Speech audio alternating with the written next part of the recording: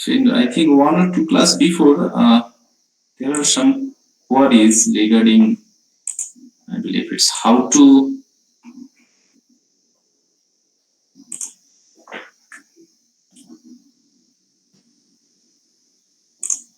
it was how to, you can say, that flowchart of a switch case, I believe.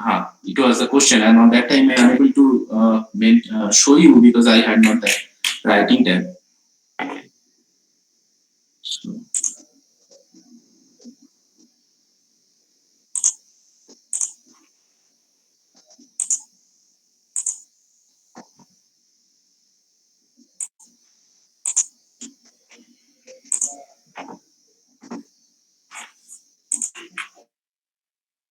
okay, so let me discuss it first, then again I will come back to your stack queue and whatever. So question was that flowchart. What should be the flowchart of switch case? Okay. So now let me write. So,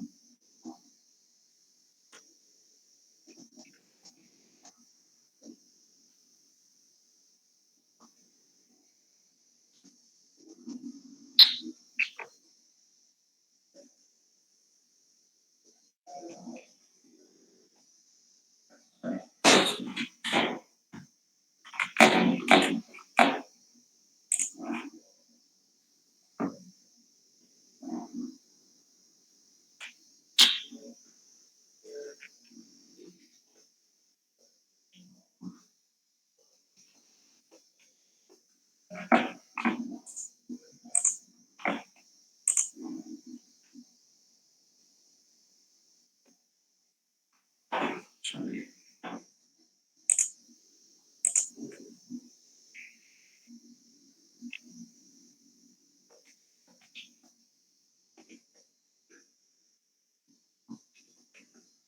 Just a minute. So it's not working.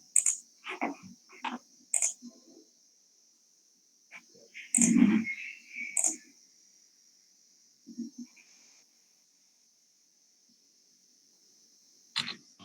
no.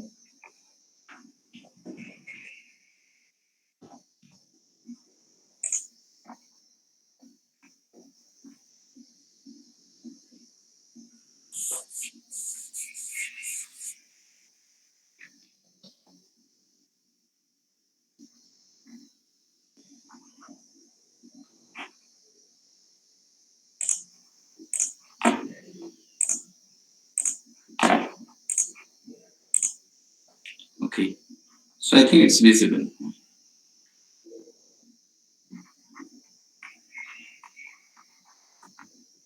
Switch case. Switch case. So the condition is switch some condition.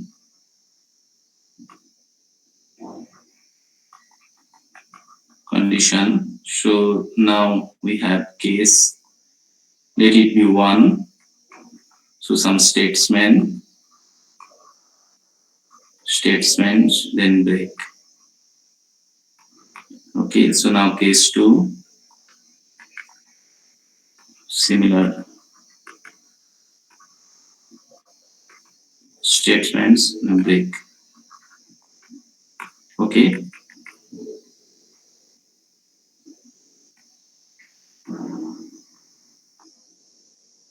Default statement, no statement. So this is, you can say, the format of switch case. Okay. So now if I draw the flowchart, okay, of same format, so is it so? So now suppose we have to draw the flowchart for the same switch case. So now we should have like that.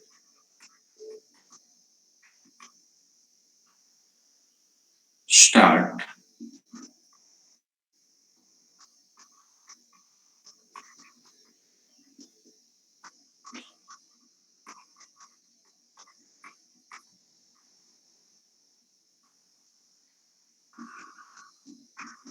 So this is switch condition. Now we have case one and its corresponding condition. or you can say the case 1 condition. Okay, so if it is true, it has to execute some statements, then break.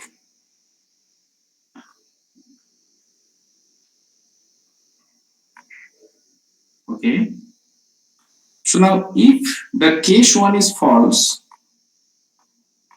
then it will go to, you can say, the case 2 condition.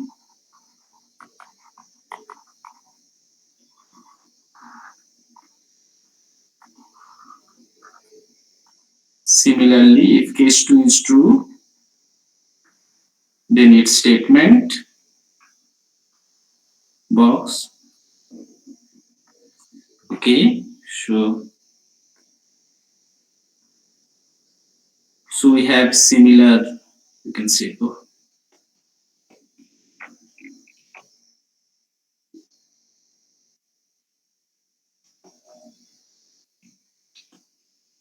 Okay, so similarly, you can say that we have. Then finally, we must have the default condition here. Oh, it's not working.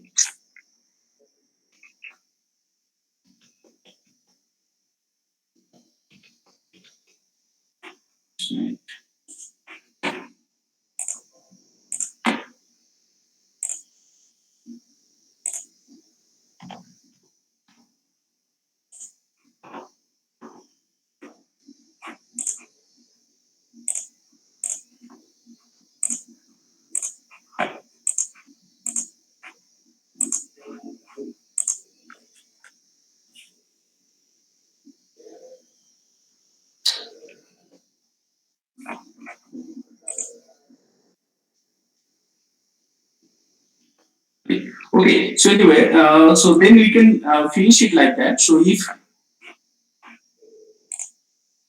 then we can say that we have another conditions like that. So there will be another row from here. So I believe you can see it. So another row from here and then default statement, and then it will be end. From here you can say like that, and here it will be end. Okay. So and here we will have default statement, default condition or default cell, and now we must have some default statement here, and it will be. So in default, there should not be any condition checking. So same cell, case 1, case 2 like that. So same continuous cell will be there. So this is the switch case flowchart. I believe it's clear. Okay. So is it fine? So somebody asked the question on the previous class. Yes, sir. Yes. Yes, yes. Okay, so let me start. You can say today's work, that is, yeah, data structure and stacking.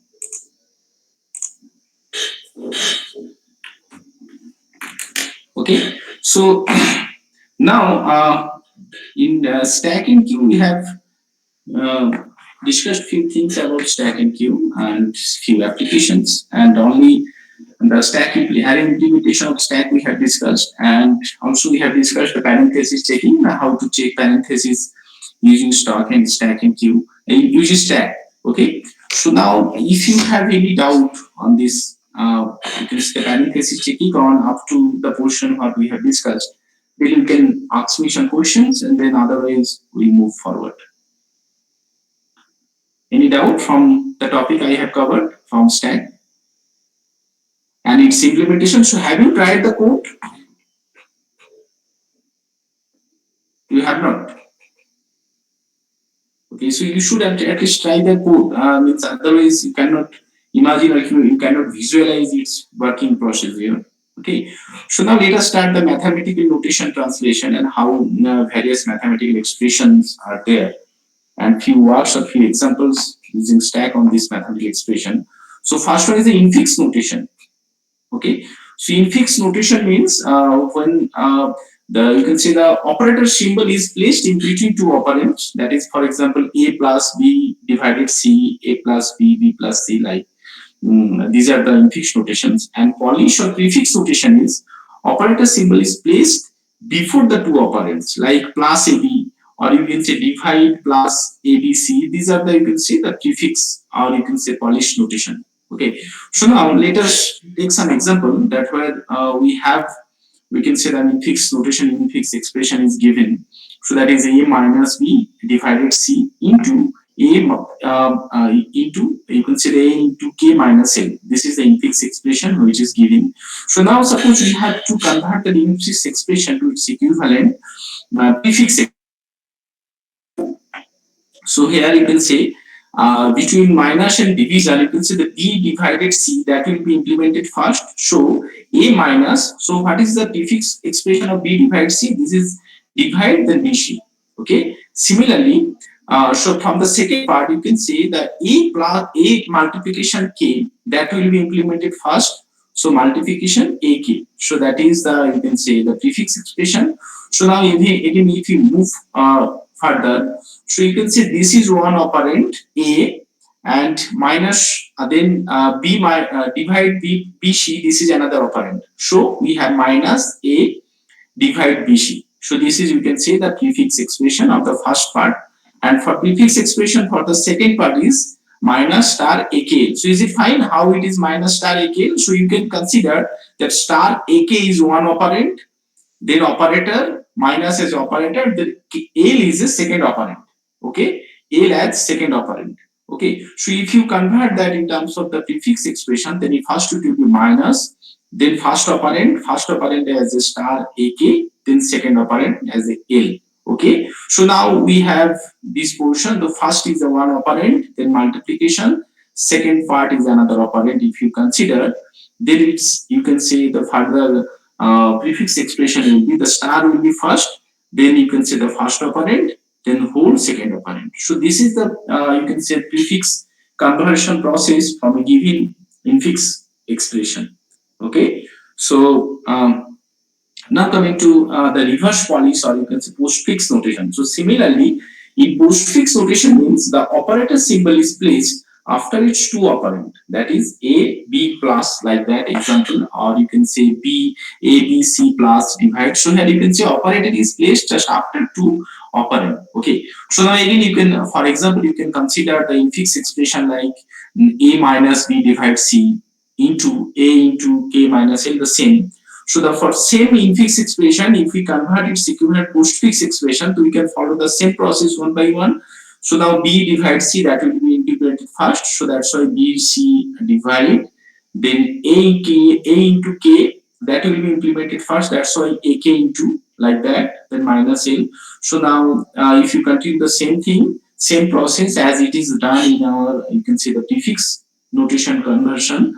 So now we have a BC divide minus. So you can consider A as a first operand, then second operand as BC divide, then we have minus as a operator in between.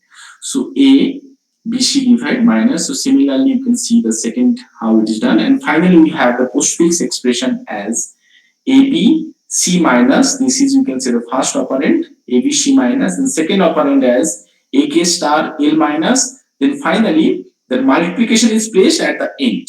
Okay, so this is, you can say, a reverse polish or postfix notation. How from infix notation the postfix conversion can be done. So now we have many examples here also. You can see it. Also various examples you can see one by one. So one thing I will say, that the precedence of the operator is very much important. So precedence means the which operator will be implemented first. Accordingly, that you can say prefix and postfix notations will be changed. So here in these examples, we can consider that star and divisor as the highest precedence, and plus and minus as the lowest precedence. Accordingly, you can say the prefix expression and postfix expression is computed. Now suppose take the first example. For example, a plus b into c divide b minus d. So its corresponding prefix and postfix expression is given. You can just check. Okay. So now suppose plus has the highest precedence over multiplication. Let us assume that plus or addition has the highest precedence over even over multiplication. On that case, we can say that A plus B should be implemented first, then multiplication should be implemented. So on that case, for prefix expression, it should be plus AB. First, it should be plus AB, then multiplication. So ultimate prefix expression for the first component will be multiplication plus BC.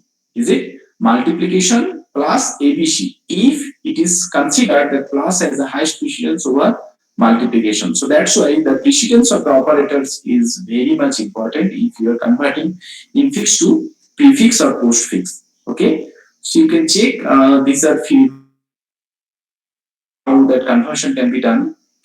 So now, so can you implement that conversion that is from infix to prefix or infix to postfix, or you can say the computation of prefix expression using stack.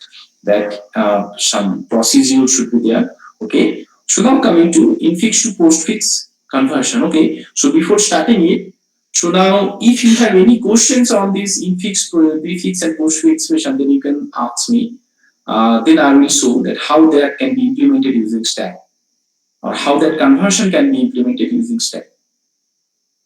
So if you have any questions, so you can check. Yeah. So any questions, anything?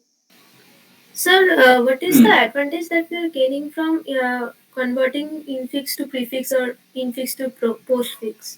What is the Advantage that we advantage? are gaining. Okay, what is the advantages? Okay, so advantage you can say sometimes. So this is a simple mathematical expression. So now you can say that how I will do it. Now sometimes for some operator grammar we have some grammar. This is called operator grammar. Operator grammar if that precedence of the operator is not given, a precedence of the operator is changed. Okay, on that case it's always better to convert it, then you can easily implement or you can easily implement, you can say it's this final result. So it's not only the mathematical expression, even for some other expression, if it is following some operator grammar, this is there in compiler or some other portions. On that case, it's better to convert it prefix or postfix.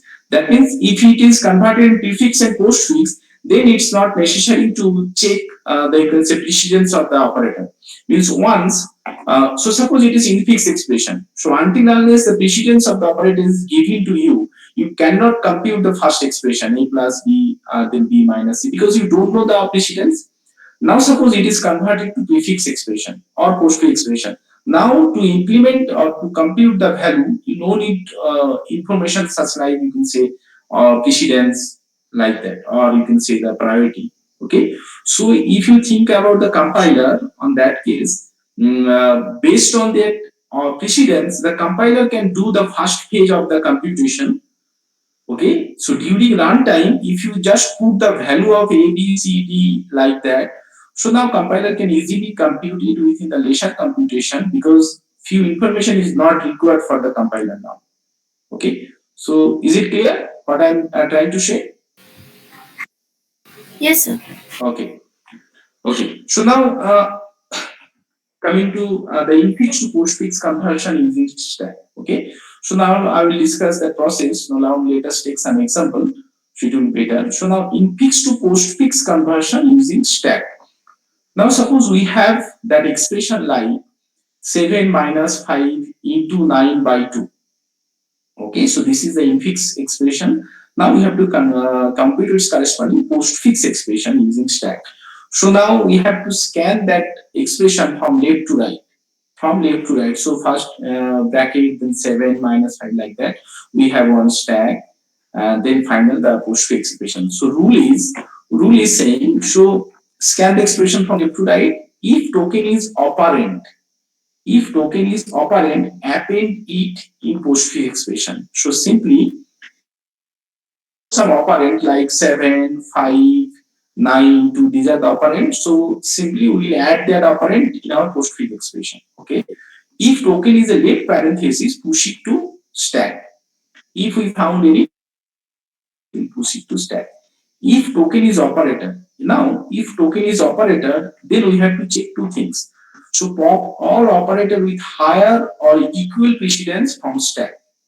That means, so suppose token is operator like minus This is operator. So now first we will check whether some highest or equal precedence operator is already given in already there in stack or not. If it is already there, then if it is already there in stack, then precedence operator and append them in the post expression. So then we have to pop out and append them in post expression. So after popping, push the current operator onto stack. Okay. Now, so this is for operator. Now if it is a right parenthesis, means if it is a left parenthesis, what was the instruction? As per the instruction 3, we have to push it to stack.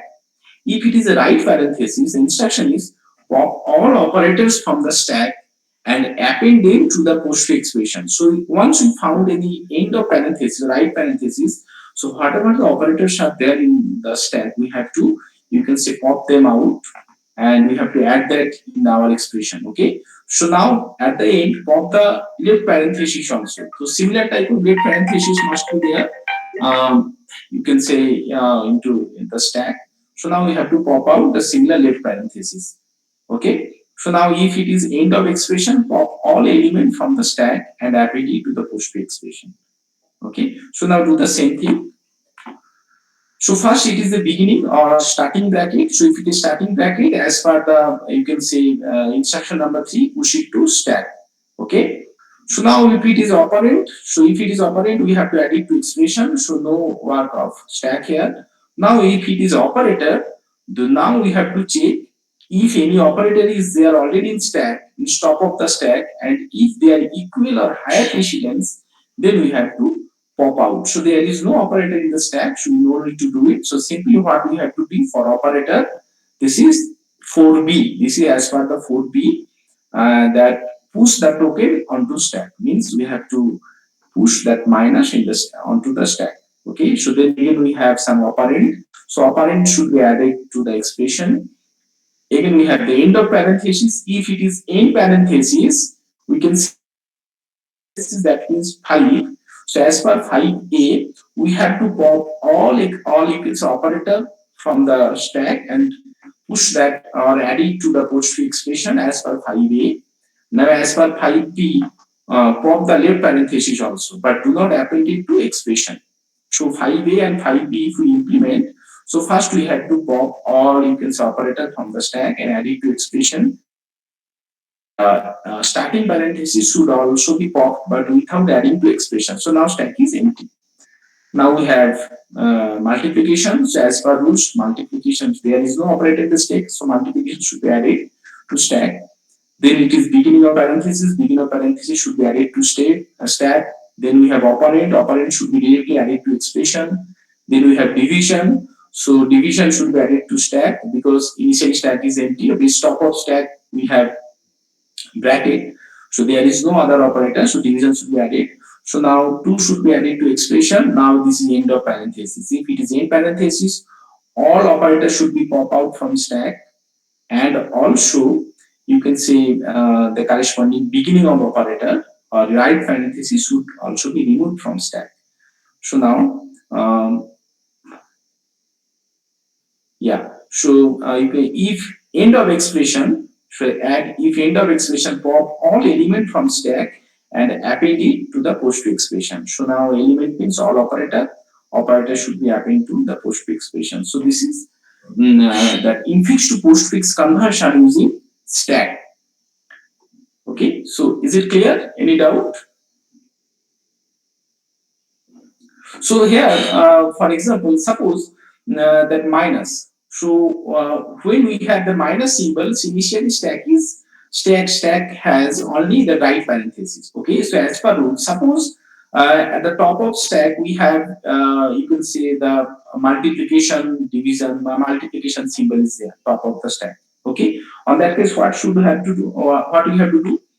That multiplication has the highest, or you can see equal precedence. So multiplication has the highest precedence over minus.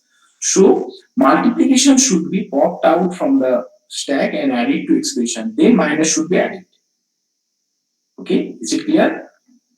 So this is as per the rules of the operator. You can check. So accordingly you have to do it. So here also the precedence of the operator is important. As I have mentioned in this previous slide, you can say the precedence of the operator is important. So here you can say the precedence of the operator is you can say the considered. Okay. So now evaluate the prefix expression using stack. So this is that I have already discussed. That means I have discussed the postfix expression. I have discussed now for prefix expression. This is the same thing as for the postfix expression that I have discussed in the previous class. So here we have to, you can say for prefix, we have to scan the string from right to left. We have to scan it from right to left. Right to left means first 9, then 4, then 8. Okay, so once we found some operator, so you can, if it is an operator, means if you are scanning, if it is an operator of last, it's operand 1 and operand 2, and then we have to push that computation part, operand 2 and operator, then operand 1 like that. So this is operator. If it is any type of operator, then we have to implement the operator like that, and then push the value. So here you can see the top two element before division. Top two element is 8 and 4. So we have to apply 8 divide 4 and we have to push the result, that is 2, inside the stack. So same thing we have to do it, continue process. So similarly we have, you can say evaluation of postfix expression. So here one thing you can say, as you asked, that why you have to implement that prefix or postfix conversion. Okay, so here you see that precedence of operator is not considered in this computation. Precedence of operator, no need to know, means you need not such type of information. Okay, you can simply implement that expression using stack. Okay, so now think we have some variables. Okay, like a, b, c, d, b expression, and the value of variable the runtime. So what compiler can do? Compiler can convert that expression to either prefix or postfix, so that during runtime it can be executed faster, because no not required of such information during runtime. Okay, so you can just put the value accordingly. You can compute one by one. Okay, so so now evaluate the postfix expression using stack. So the same I have discussed. So on that case, you have to scan it from left to right, and the only difference is in the first step. Otherwise, the same process you have to do once you are computing the postfix expression using stack. Okay. So now let me discuss the few homework part from your stack. You can just try it at home. And now suppose some infix expression is given. Now you have to convert its postfix as well as you can say the prefix. And now the precedence is given like that. So that arrow having the highest precedence over even star and division, and star and division as the highest precedence over, you can say, plus and minus. This is given. Now you have to convert it to either infix and postfix expression. Okay. So now you evaluate the prefix expression using stack. You can evaluate and you can consider all these values are unique. That means it's 2, 3, 5. That is the difference. This 5 value. It's not like 235 or 23 or 35. These are the unique value you can consider. And now you can do it. And another important thing is the multiple stack. Multiple stack means, so still now what we have considered, that we have one array. So let me show you that. Yes, we have that array, and in this array only one stack is implemented. Okay, so one stack, so one top variable. Now consider we have one array of length n, variable length n. So inside that array, suppose 10 or 15, or you can see the k number of different stack is implemented out of n size array. So that means suppose first stack size is n1, second stack size is n2, third stack size is n3, so and last stack size is nk for k number of stack. That means n1 plus n2 plus n3 plus nk is equal to n, that is the total size of the stack. It is also given. So now you have to implement all the stack operations, so that simply if we can give you input as you can say the stack number. So now suppose my question is, you have to insert some element on stack number I. Okay, so your push function should implement it, and push function should insert the element on stack number I. Similarly, Now question is pop some element from stack number J. Okay, check whether ith stack is full or not. Check whether ith stack is empty or not. Sorry, is it clear my question? Is it? Hello? The multi-stack, is it clear what I am trying to say? Hello? Am I audible? Yeah. Yes, sir. Yes, sir. Yes, sir. Yeah. Okay. So such you Yes, sir, say, yes. such implementation you have to do. Okay. So if you have multi-stack, that means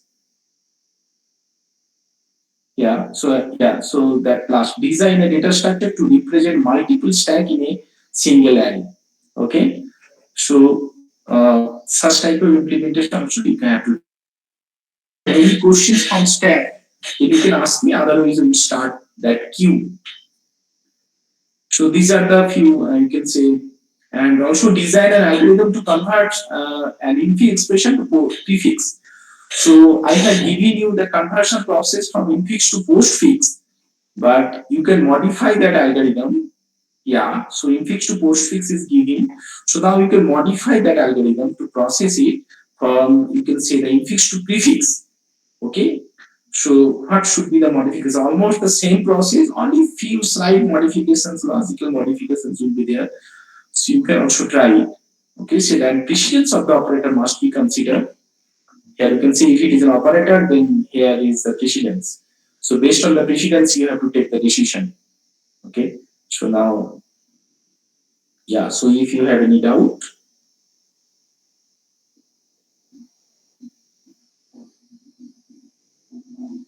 you can ask me.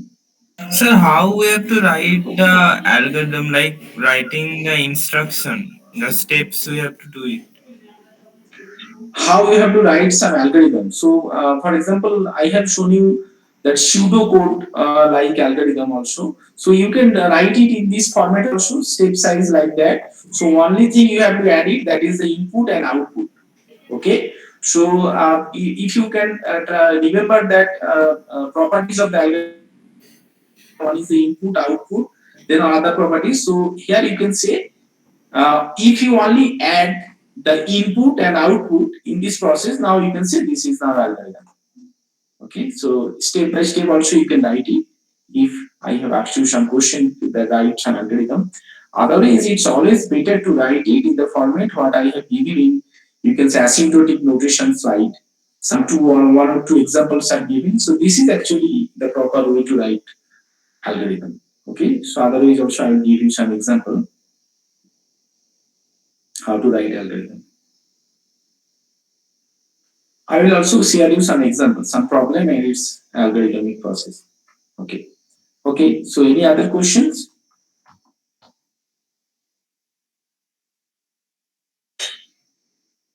Any other questions? Okay. So now let us start. You can say queue. Okay. So we have started stack and now let us start queue. So similar to, you can say, the stack, we have the queue operation like create queue, enqueue, that means insert x into queue, dequeue means delete some element from queue, p like access the top element from the queue, or the, you can say, the front element from the queue. Now useful is empty operation. So as I mentioned, queue is the first in first out data structure. It is first in first out data structure. That means the element which is inserted first, that should be deleted first. Okay, so that is first in first out. So here you can say the location, that means the location of the first element and also location of the end element, because you are inserting element from the end side and you are deleting element from the, you can say, the front side. Okay, so these two variables also you have to maintain to implement queue. Okay, so now let us take some example of what is queue. Now, suppose we have one array of length n. So, to implement queue, two different variables we have to maintain. One is the front, one is the rear. So, when front equal to -1 and rear is equal to -1, that means initially that's you can say the array or the queue is empty. Okay. Now, that front indicate the equation front side and rear indicates the end side. So elements are inserted towards rear side or back side. Okay, elements are deleted from the front side. Cell Q is empty, so that's why both these element is pointing to -1.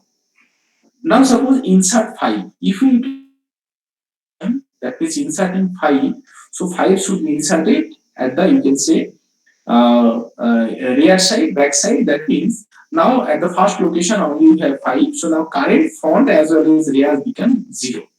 Okay. So this is the first element as well as this is the last element 5. Now insert 8.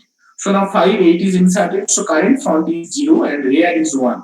So 5 is the front element and 8 is the last element or rear element. Similarly, suppose 4 and 11 is also inserted.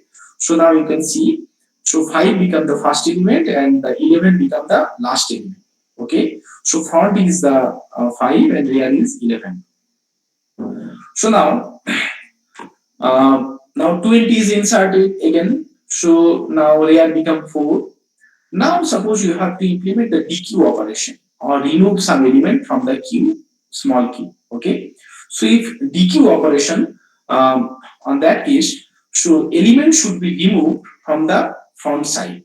Is it? Element should be removed from the front side as I mentioned because it's a first in first out data structure. So element which is inserted first, that should be deleted first. You cannot just delete 20 first because 5 is first inserted. So 5 should be deleted first. Okay. So now 5 is removed from the queue. So now current front become 8 and current rear is 4 as it is. Okay. So now again we can enqueue some elements, suppose 15 and 25. So 15 and 25 is inserted at the back side. So now rear becomes 6, front as it is 1 as per the previous. Now again suppose we have to implement DQ operation. So now so here basically 2 DQ and again DQ. 2 consecutive DQ operation is called. If 2 consecutive DQ operation is called, on that case 8 should be first removed from the first DQ and then 4 is removed from the second DQ. So now current front is 3 and current rear is 6. So now is it clear that Q operation? So that is first in first out format. You can just think it just like a line. So the first portion of the line should be means allowed to go for some work. That means either it's ticket booking or either it's anything for food or anything. Okay, so that's why you can see the first portion of the line is also allowed to be removed out of the line. This is first in first out format. So now, okay, again, suppose, so this is the last, you can say the structure of the queue. Front is 3 and rear is the 6. So we have 11, 20, 15 and 25 at the position from 3 to 6. Okay. So now 11, 20, 15, 25 at the position 3 to 6. Now we have inserted the 3 element 35, 42 and 50, 42 and 55 like suppose. So another NQ must be there 35, 42 and 55. Okay. So 55 up to 55 it is inserted these 3 elements. So now you can see the 35, 42, 55 inserted. Now rear become 9 and front is 3. Is it? So here another NQ of you can say 55 that should also be there. Okay. So now this is, now suppose you want to insert another element 33 in this queue. But you can say the rear is already reaches to maximum position. There is no vacant position towards rear. So now how to NQ 33? One solution you can say you can declare that Q is a full. You can just declare Q is a full because your rear reaches to max size. As your rear reaches to max size, you can see your Q is full. But the problem is in this approach, although some vacant positions are there towards the front side, it will be unutilized. Okay. So in worst case, it may be the complete queue is empty, the only you have one element 55. But if complete queue is still empty, but you cannot insert some element because there is no vacant position towards the rear side. Okay. So one solution to, you can say, efficiently utilize the vacant space is the shift operation. Shift operation means you can simply shift all the elements towards the front side. Okay. So now you can say the current front and rear variable also be updated, like front is now 0, rear is now 6. Now you will have, you can say vacant, these three vacant zone now towards the rear side. So now you can insert 33 easily here. Okay. So this is one solution. You can say the efficient implementation of queue if you shift all element towards the front side. If we found that your rear reaches to maximum but still your queue is not full or there is some space, okay, but you now you can argue that no, I will not implement a shift operation because our queue is, as per the definition, it is first in first out. This is as per the definition. So if we are not implementing the shift operation, then also first in first out logic is implemented. So why should I implement the shift operation? One may argue, and this is also correct.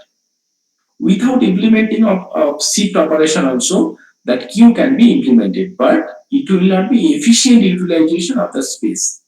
That means the shift operation is not mandatory. Means you can just simply stop here. One lazy, you can say implementer, that he can say that okay, I will just simply declare that queue is as a full, that is overflow should be declared. Forget about whether there's some space is there or not. That is also logically correct. Means I cannot say it's incorrect because it is also implementing the queue properties, that is first in first out. But one efficient implementation means if you implement a shift operation, that queue will be properly utilized. Means if it has some vacant zone, then it should be implemented. Okay. So now from next slide onwards, what I will assume or what we will assume that we have implemented that shift operation. Accordingly, we have to create the logic for whether queue is empty or not. We have to create the logic whether queue is full or not. Accordingly, we have to insert some element in the queue, that implementation, or accordingly we have to delete some element from the queue. Okay. So still now, if you have any queries or any questions from queue, then you can ask me. So I think it's fine. So now we have to implement, or you can say the NQ, DQ is full. Now we have to implement the, you can say the overflow condition or underflow condition of the queue.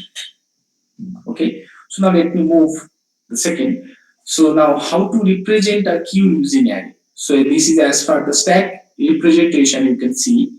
So now we have element of max size. This is one array as per the stack implementation. Now we have two different, you can say variable. One is the front variable and one is the rear variable. Okay. Now how to create empty queue? Empty queue means that both front and rear is -1. Means both front and rear is -1. It should all be top. It is a front and rear is -1. This is creating empty queue. Okay. So now, so testing queue for underflow. Testing queue for underflow. Underflow means it is whether it is empty or not. So when we can declare the queue is empty, means no element is there in the queue. So if you check only the front variable, so if front variable is pointing to -1, that is your queue is empty. Is it? Otherwise here your queue is not empty. Is it fine? So that empty condition. So for a linear queue, if your front variable is pointing to -1, that means queue is empty. Because if front is -1, your rear variable cannot be, you can say, any other variable. Okay. So now same is empty operation, and here you can see that is empty operation. That condition checking can be done using constant time, that is theta of 1 time. That condition checking whether queue is empty or not, that can be done in theta of 1 time, irrespective of the number of element of the size of the queue. Okay. Is full means whether your queue is full or not. So what is the condition to check that, say that your queue is full or not? So here efficient implementation means when if we are implementing the shift operation, then we can say if front is pointing to 0 and rear is pointing to max size -1, then only queue is full. Is it? Otherwise, one may argue that I will not implement that shift operation. Then you can just check, you can just remove the first condition, you can just check if queue rear reaches to max size -1, then your queue is empty, queue is full. Okay, that is also correct. but it will not be one efficient implementation, because on that condition, if you remove the first one, that is q front is equal to 0, you can remove it. Still, it is, you can say, correct full condition for q. But on that case, although the q have some q has some empty space, that it will be unutilized. Okay. So that condition checking can also be done in constant time. So irrespective of the size of q, we can implement it.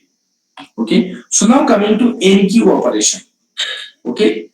So let me discuss it. Now coming to NQ operation means, so what should be done if you want to insert some element inside a queue? So first you have to check whether your queue is full or not. If your queue is full, in this line you can see, if your queue is full, so it will print queue overflow, and it will be out of this code. Okay. So the else part is when your queue has some space. The space may be anywhere, because our full condition is full condition. It will full that function return 1 if and only font is pointing to 0 and layer is pointing to -1. So otherwise it will return 0. So there is no question about whether queue space is whether is space is the front side or space is the rear side. Now we have to check if is empty queue. Is empty queue means if queue is empty, so first queue is not full. So now if queue is not full, we can insert some element. Now we have to check if queue is fully empty, means still there is no element inside the queue. If still there is no element inside the queue, then we have to initialize that front and rear is 0, because if queue is empty, on that case front is rear is pointing to -1. So now you have to insert new element. Now that means front and rear should be 0. Okay. Now queue is not empty, but the rear pointing to max size -1. Queue is not empty, but rear pointing to max size -1. If rear pointing to max size -1 means, then what you have to do? You have to implement that shift operation. So that for loop and its corresponding code, a single line of code. These two lines is for the shift operation. Means one by one we are shifting the element towards, you can say the front side. Okay, so one by one element, q element I, q -1 is q element I. So one by one all element is shifted towards, you can say, the front side. Okay, so this is one, and rear is updated. So accordingly, after shifting all element, front and rear both should be updated. So new front is 0 and new rear is the number of elements. So front and rear both are updated. Now we can insert some element. Okay, so after updating front and rear, this else line is for if your rear is not pointing to max size -1. Then after implementing all this, finally new element can be inserted at the rear side. So this is NQ operation. So now similarly we have DQ operation. DQ operation you can check. So once we are trying to delete some element from the queue. Okay, so first you have to check whether queue is empty or not. If the queue is underflow, means no element can be removed, return 1. Else what we have to do, that front side element we have to take it in the front 10 and we return the 10. Now we can simply you can say the update the front variable. Okay, if we have a single element, that means front equal to rear. Front equal to rear means we have only one element, single element. Then on that case, then both front and rear should point into -1. Okay, so this is the DQ operation. Now accessing the front element, or you can say the peak variable. So peak variable to access the front element. Okay, so if queue is empty, so you cannot implement the peak operation. So front variable cannot be accessed.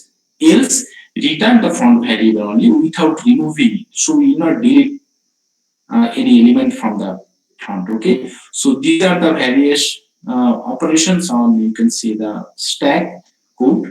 Now, so let us take some examples. Okay, so now if you have any doubt on this code, previous, you can say I have just given the C code. You can just easily copy and you can implement the C code and you can see.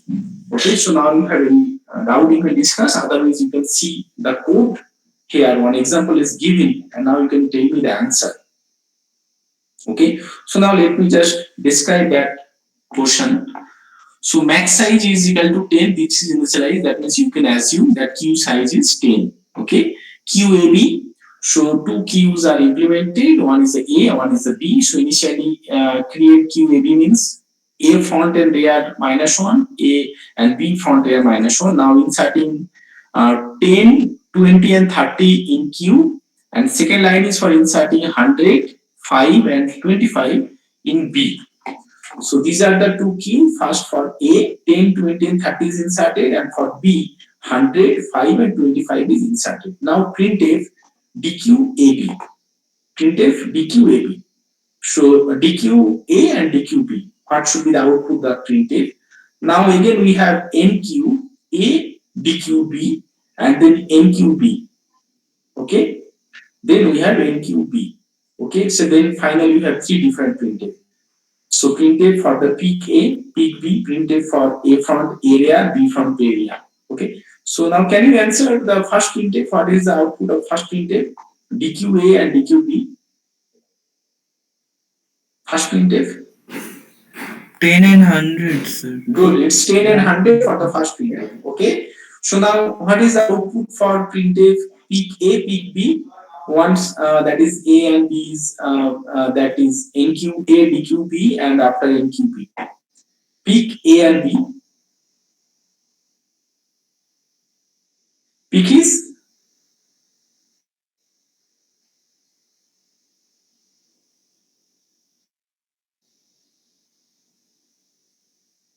what is the peak value of A and B?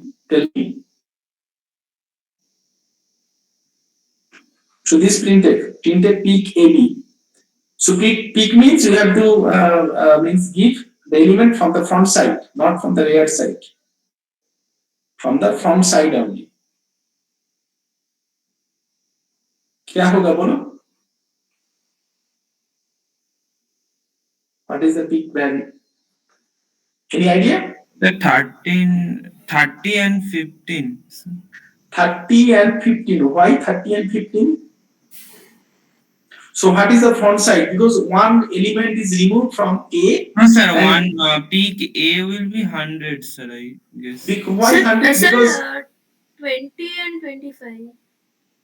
For A it will be 20 because only one element is removed from A, so 100 is not there. So okay, so one element is removed from A, that means 10 is not there in A. So now front element for A is only 20. Okay, and in now coming to B. So one element is deleted from B, so 100 is not there in B. Now second element is also removed from B, that means 5 is not there in B. Okay, so now the front element is 25, so it will be 20 and 25. So now coming to A front area. Okay, so now you can see that current positions of these variables. So after inserting these three elements, so current A is 10, 20, 30, so front 0, rear 2. Now 100, 5 and 25 is inserted, so front 0, rear 2 for B. Now it can DQ some element from 10 and 100. So now this is 10 and 100 output. Now if we implement these two, you can say lines, on that case the first element is already deleted. Now you can say that second element 5 is now inserted at A. So now accordingly front and rear is updated. Okay, so now second element is also deleted. So accordingly front and rear you can see. So now this is the output. So now is any doubt in this output? So blue color code is only the output and red color is for visualization. So blue color line is the only output, red color is for the visualization. Okay. So now if you have any doubt, you can ask me. So is it clear?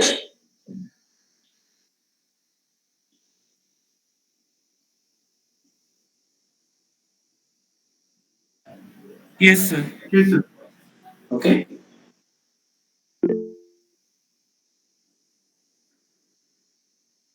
Okay. So now let us take another example. Okay. So I have just modified few portions of this example. Now you can see, and now you can tell me, you can just what will be the output. So now same thing. Now max size of the queue is 5. One thing you can just see, the max size is 5. Okay, the queue size is 5. So previous example queue size was 10, but now its queue size is 5. Okay, so now initially 1, 2, 3, 4, 4 elements are inserted or enqueued in A, and 4 elements are inserted in B. Okay, so now we have DQ AB. Now after DQ AB, what is the, you can say, font and layer of AB, both are printed. Now again we have DQ NQ of A by using DQ operation, and also NQ of A. So two elements are inserted in A. So now you can say the NQ operation, two element is inserted in B. Now we have peak AB, font and font AB, and both font layer of AB is now we have to print it. So now one by one, what is the output of first printed? So output of first printed is very simple. This is 10 and 100. Okay, because the font element of AB 100 is output, and 10 and 100 are also deleted. 10 is deleted from A and 100 is deleted from B. This is delete DQ. Okay. So now coming to printf A font area. So for A font means A font is now 1 and A layer is now 4. Sorry, it's 0, 1, 2, 3. Sorry, A layer is now 3. A font is 1, A layer is 3. Similarly, B font is 1, B layer is 3. Okay. NQ. Now whatever the remaining code.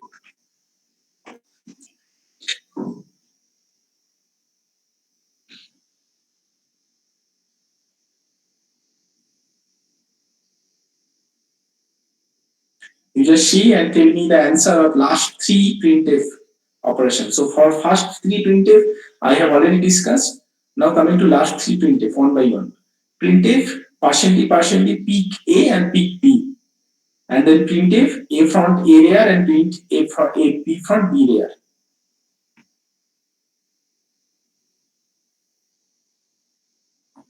So this is the output. You can just see. So here one thing is, suppose that the shift operation, because in our code shift operation is implemented, so that's why this is the output. If you do not suppose implement that shift operation, then output will be different.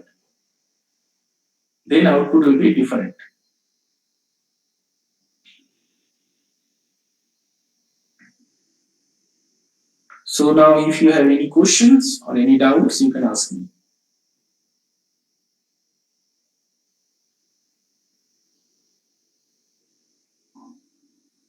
Sir, where is the shift operation being implemented here? So shift operation is already there na, in NQ operation, in NQ code, because I have shown you the NQ code.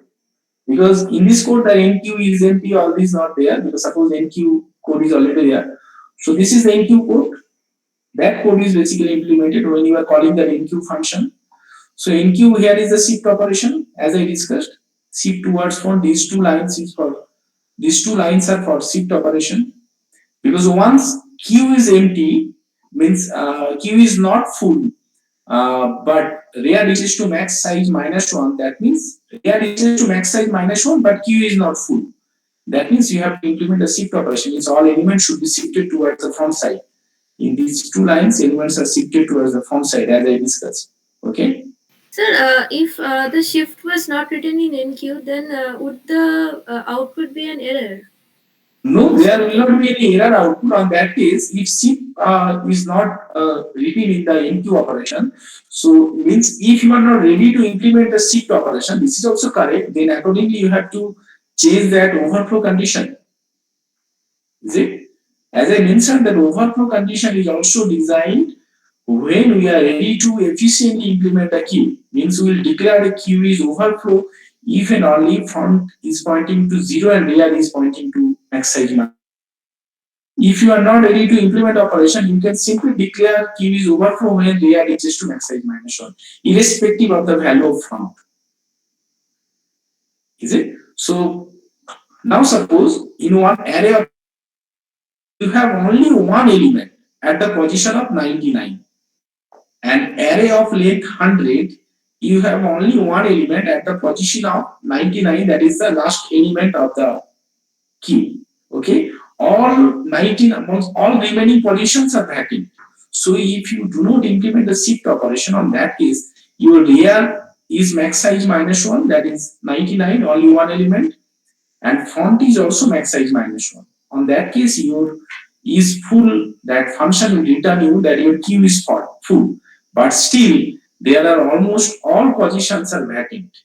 Okay, so that's why I'm saying it's unutilization of space if you are not ready to implement that shift operation. Okay, so on that Yes, sir. case, so here we have implemented a shift operation. Accordingly, full condition is also designed. Okay, so now you can see the output. So if shift operation is not implemented, on that case, there should be one overflow, you can say message for here. You can see if shift operation is not implemented, then there should be one overflow message here. Because already four elements are inserted in A. Now again we are inserting two elements, fifth and sixth element. So for you can say A70, there should be some overflow message because we are not shifting the elements towards the front side. Although the front element is deleted, although few front elements are deleted from A, but that enqueue should not be should return you some overflow message. Okay.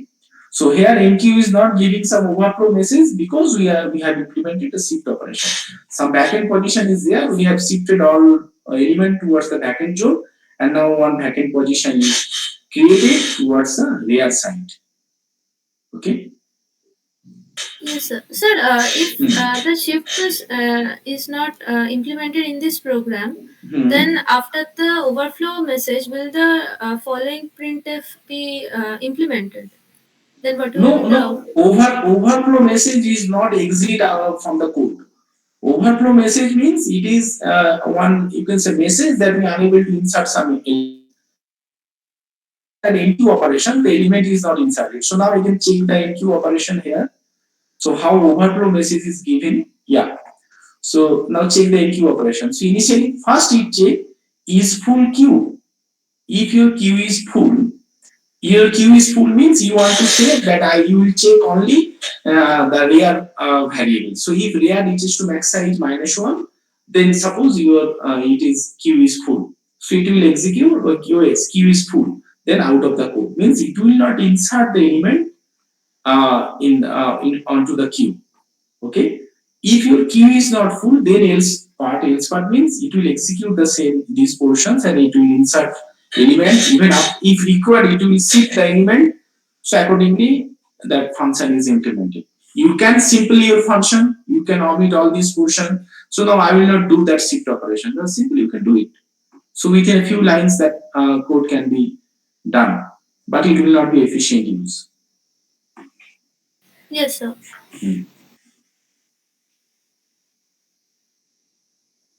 Okay, so now any other thing, any other you want to discuss? Okay, so now can you tell me what will be the time complexity of this enqueue operation? If what is the time complexity of enqueue operation? So it is given order of n, means theta of n. Time complexity of enqueue operation is theta of n. Why theta of n? Because the first n is full condition that can be checked in constant time, so there is not any polynomial time for first if. In else part, we have only one for loop. This is the only one for loop. So in worst case, that for loop can be executed n minus 1, means for loop can take n minus 1 instruction or n minus 1 step. Because why n minus 1 step? Suppose you have one array of size 10, means location 0 to location 9. Now you have element from location, you can see 1 to location 9. Okay, only one vacant position at the location of 0. So now your shift operation will shift all these n minus 1 element or all these 9 elements when size is 10, all these 9 elements towards, you can say, front side. That's why in worst case that for loop can take n minus 1 instruction or in checking. So that's why it's order of n time. So although, so now you can say it's another problem, because if we efficiently want to implement the efficient implementation of queue, then the time complexity become high. It's taking order of n time. So you can simply remove these two lines. No need to efficient implementation of queue. On that case, the n queue can be implemented in constant time. Is it? That is also correct. So you can say there is a trade-off between efficient utilization and time complexity. So if you want to efficiently utilize it, time complexity will high. So here you can see, so this, because of this for loop only, it is order of n. So now if you remove these two for codes portion, so now it can be implemented easily. Okay. So but here you can see the DQ can be done in constant time. DQ means you are just removing some element from you can say front side. Okay. So DQ can be done in constant time. Okay, so is it fine? So in queue operation is order of n time. So now, can you please tell me what are the drawbacks of this queue? Still now, whatever I have discussed, that is the linear queue, means one array with n number of elements. Now, the main problem was first one problem I have already solved, that is using the shift operation. You can say that if you do not use the shift operation, the main problem is it will be inefficient or inefficient utilization of backend space. Now we can use the shift operation, implement the shift operation, it will be efficient utilization of backend space, but the problem is the time complexity. Time complexity becomes high. Okay, so these are the main problems. So are you getting what are the drawbacks? Still now, what you found any drawbacks or what are the problems? Is it fine? Yes, sir. Okay, so how we can remove the drawbacks? Any other solution from your side? But still, what I am saying, still the drawbacks is there, because one problem we have solved, that is utilization of space using shift operation. But another problem we have created, that is the time complexity. But time complexity becomes high, because we have compromised with the time complexity. Initially it was constant time, now the time complexity is become order of n. Now suppose we have a queue of huge number of elements, let it be 1,000 number of elements. On that case, to insert some elements, sometimes it can take 1,000. You can say the condition checking 1,000 instruction implementation. Then only that element can be inserted. So this is a big problem. Okay. So now, can you modify something or can you do it so that it can be that problem, that efficient utilization of space, that is also solved, and time complexity will also be minimum. Any idea? So are you getting the problem? So can you give me any idea how to solve it? So now first, whether you understood the problem. Second, if you understood, then have you any idea? If you do not understood, then tell me. I will again repeat the problem in this still whatever we have learned. And if you understood the problem, then please suggest me any solution, if any. Means can we modify that same logic and some modification so that the same logic can be utilized and time complexity will be minimum. Space is also will be also be utilized. Time complexity will also be minimum. Any idea? Hello, so am I audible? Yes, sir. Yeah. So now can you suggest any idea?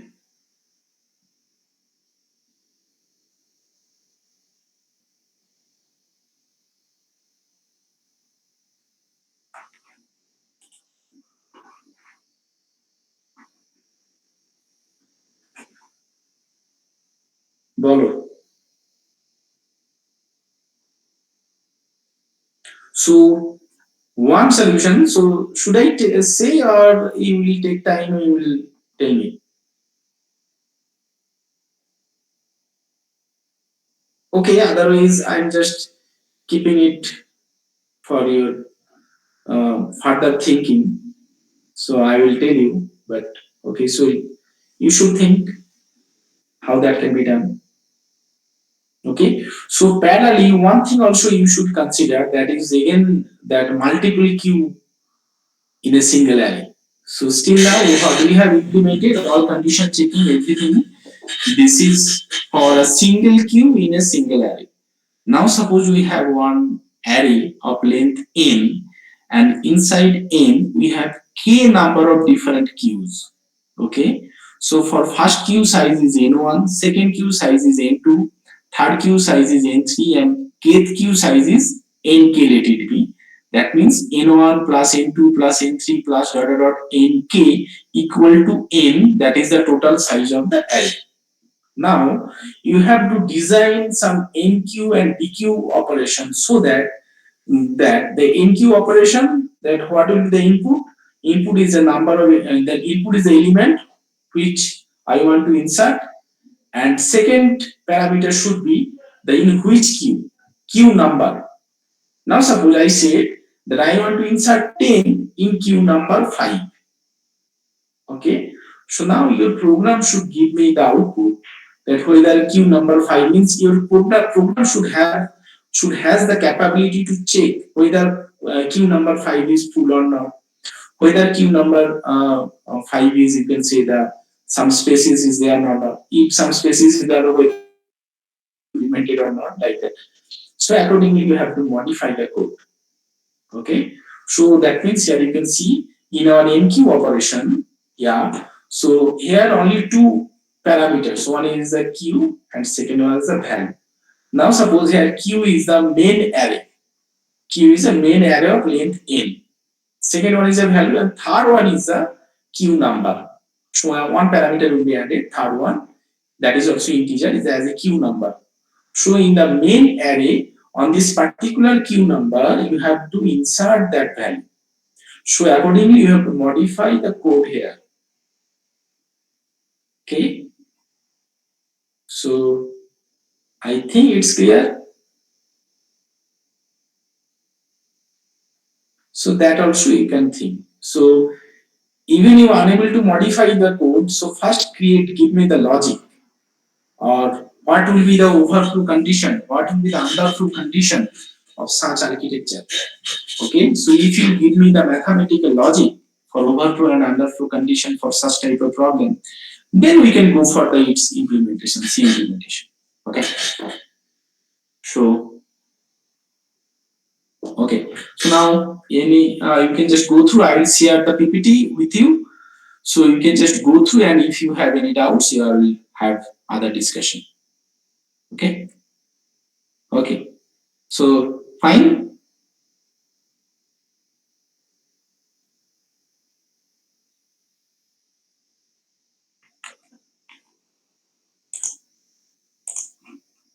Okay, so fine.